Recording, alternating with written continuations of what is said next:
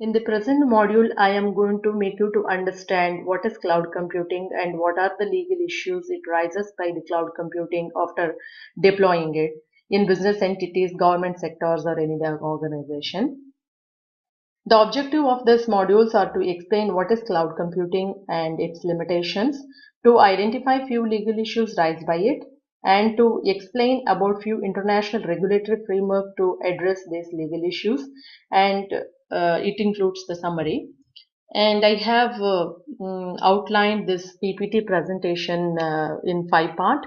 Part 1 includes the introduction and background to the subject, and part 2 explains what is cloud computing, and part 3 explains the legal issues, part 4 about the regulatory framework, and part 5 is the summary to this subject. And before going to the subject directly, what is to understand what is cloud computing, it is very essential to understand what is information technology is, because the cloud computing is not a new innovative technology. It is just a part of development of information technology, and the legal issues raised by it is part of the cyberspace. So let's understand what is information technology is. Information technology is defined as the use of computers and software to manage the information. The information technology company is responsible for storing the information, protecting the information, processing the information, transmitting the information, later retrieving the information if needed. And this definition is taken just because the information according to this module is considered as a data under cloud computing. And the adoption of information technology is very fast, and information technology is becoming part and parcel of our life today. So if we observe this slide, we can understand how fast we are in adopting the information technology. The telephone took 70 years to reach 50% of the household. Radio took 28 years. According to the current trends of new tool of social media, Twitter took 780 days to reach 10 million users. Facebook took 852 days, and Google Plus took 16 days. Finally, Internet took 10 years to become a basic and essential part of our life. So the new technology is outplacing the old technology, and in near future it may take some days or weeks to adopt the new technology. And according to this slide, if we observe the status of cloud computing, it is a fifth generation of cloud computing, fifth generation of computing after the mainframe, client server, and internet and mobile technology. And according to markets and markets.com, cloud computing is growing very fast. And it started with $37.8 million in the year of 2010, and $121.1 million it is going to reach in the year of 2015. And cloud computing is becoming a very important technology in today's business life or for the government, just because it is very cost effective. And the government or business organization, startup companies can rent the IT services, and the IT services are available for 24/7, and it is scalable in nature, and it is very fast. It delivers the service instantly, and it is flexible, highly secured, and it is very easy to implement. And the cloud computing service can be tailor made according to the need of the business. And after the recession, the entire world was looking for some technology which should be cost effective, and the cloud computing became one of the major trend.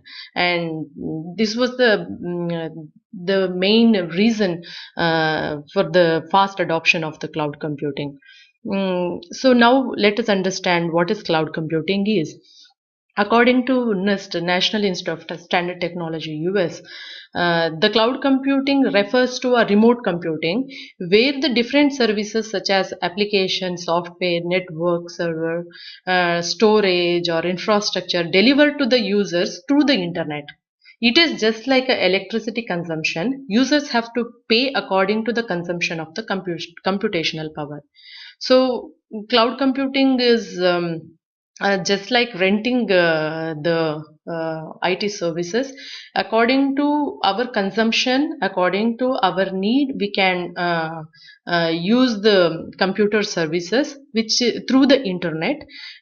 So it is a remote computing, and without internet, it is very difficult to access the cloud computing services. But if you have the internet services, it is very easy to deploy the cloud computing services. So cloud computing services is divided into three service module, that is infrastructure as a service, platform as a service, and software as a service.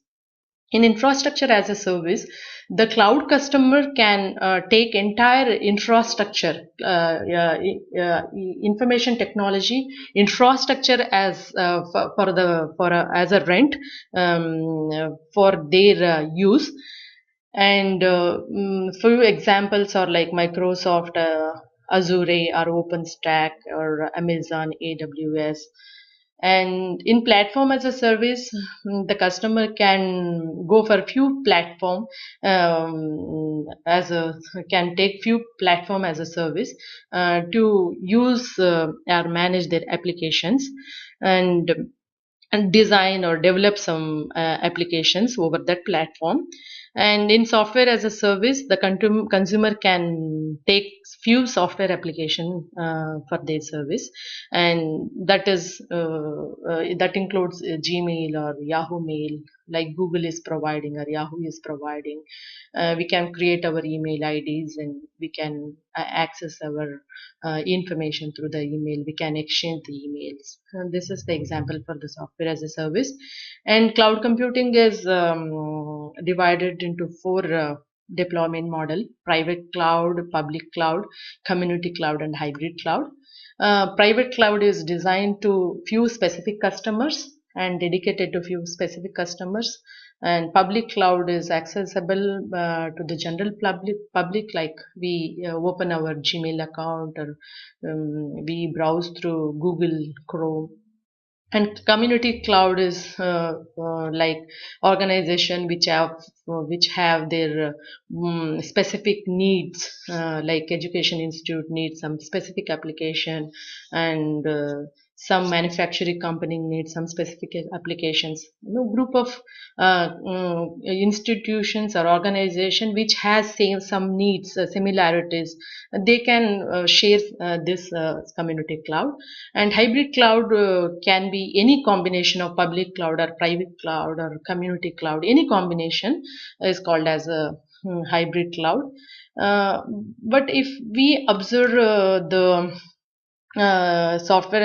service model of the cloud computing, or a deployment model of the cloud computing, we will be accessing the services through the internet, and the cloud service provider will provide some password to us, and our administrator from the organization can access the cloud services and store the data in the cloud, which is managed by the third party. And the entire information of our organization or business entity will be stored somewhere remotely.